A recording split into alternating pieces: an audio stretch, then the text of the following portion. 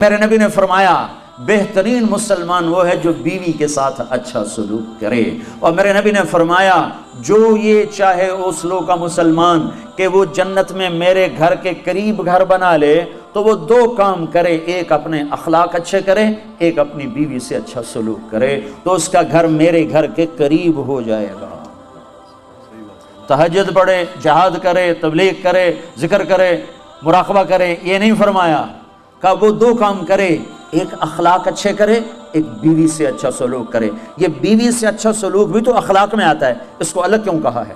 کہ بہت سے لوگ باہر بڑے اخلاق والے ہوتے ہیں اور گھر میں بیویوں کے ساتھ بڑے بدتمیز ہوتے ہیں، اور ہمارے ذمہ داروں میں عام ہے یہ حدیث۔ ایسے میں آنکھوں سے دیکھ رہا ہوں کہ میرا سارا خاندان، میرا معاشرہ جو ذمہ دار معاشرہ ہے، وہ باہر ڈیرے ڈار ہیں، ذمہ دار ہیں اور بڑے سخی ہیں، بڑے مہمان نواز ہیں، لیکن گھر میں اتنے ہی بدتمیز ہیں۔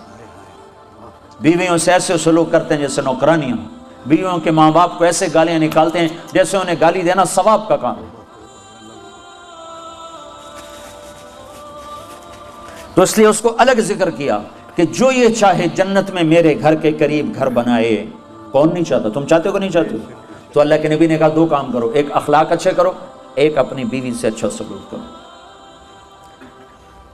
پھر بیویوں کو بھی سمجھایا، برابری توازن قائم کیا ہے کہ اگر میری شریعت میں سجدہ ہوتا تو میں بیوی سے کہتا خامند کو سجدہ کر۔